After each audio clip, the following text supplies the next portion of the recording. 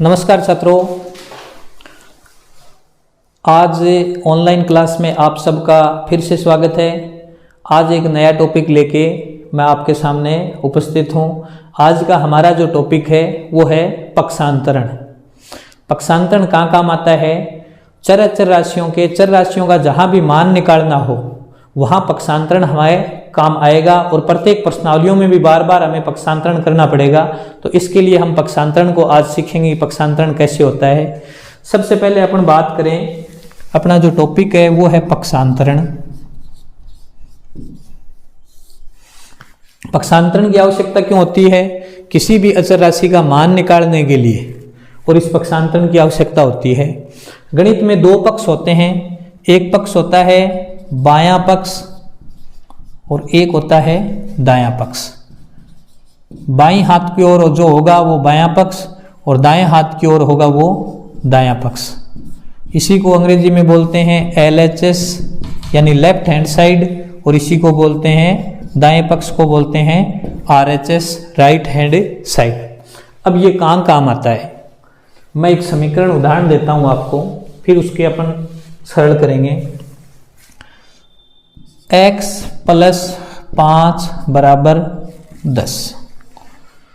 अब इसमें हमारे पास दो पक्ष हैं, एक ये बायां पक्ष है, एक ये दायां पक्ष है। या अपन यूँ कहें कि ये LHS है और ये RHS है।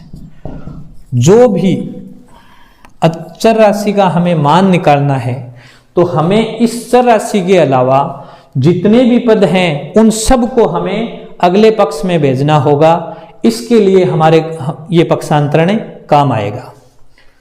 इसमें देखेंगे अपन कि इस x के अलावा और कौन कौन सा पद है। संख्या है 5, इस पक्ष की नहीं है। ये अचर राशि है तो ये अचर राशि के साथ जानी चाहिए। तो इस x का हम जिसका मान ज्ञात कर रहे हैं उसको हमेशा LHS में रखेंगे या बाएं पक्ष में रखेंगे, और बाकी की जितने भी राशियां हैं पद हैं उनको सबको दाएं पक्ष में भेजेंगे। यहां x को हमने रख लिया बराबर 10। खुद अपने घर में बैठा हुआ है, अपने पक्ष में बैठा हुआ है। गलत जगह कौन बैठा है? वो है +5। अगर इनका पक्षांतरण होता है, एक पक्ष से दूसरे पक्ष में जाएगा कोई भी पद, यदि वो संख्या प्लस की है तो अगले पक्ष में जाके वो माइनस की हो जाएगी। यदि वो माइनस की है तो अगले पक्ष में जाके प्लस की हो जाएगी। तो अब इसको यहां लिखेंगे -5। अब इसको सरल कर लेंगे। x = 10 में से 5 घटाएंगे, कितने बच गए? 5। यानी जो x का मान आया है वो कितना आ गया? 5। इस प्रकार यदि ये माइनस का होता, जैसे एक उदाहरण है x - 3 = 8।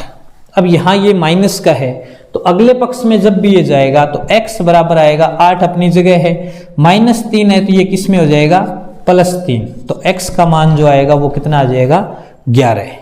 ये बात हो गई जब कोई पक्ष जोड़ में हो, प्लस में हो, या घटाव में हो, माइनस में हो। कई बार क्या होता है? गुणा में होता है।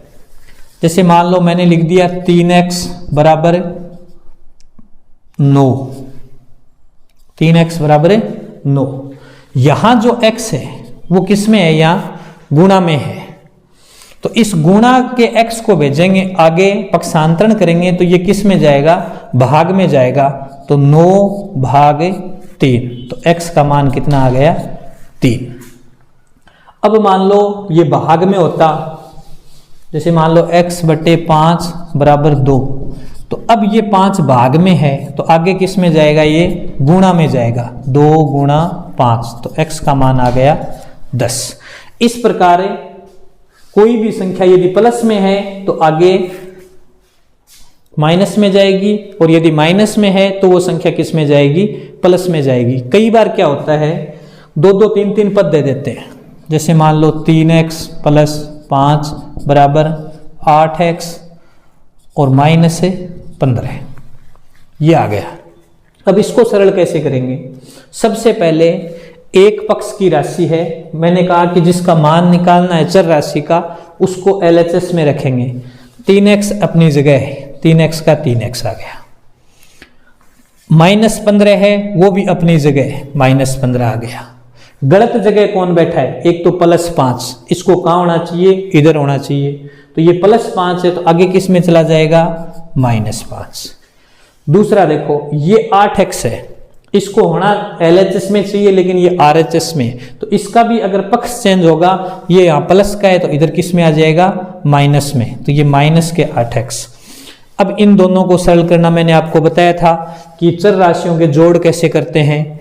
x मान लो पेन है, 3 पेन -8 पेन, चिन्ह इनके अलग अलग हैं, अलग अलग चिन्ह हैं, तो बड़ी संख्या से छोटी संख्या घटाएंगे, 8 में से 3 घटाएंगे, कितने बचे, 5, वो भी किसके, माइनस के क्यों बचे, क्योंकि बड़ी संख्या किसकी थी, माइनस की थी, और -5x बराबर।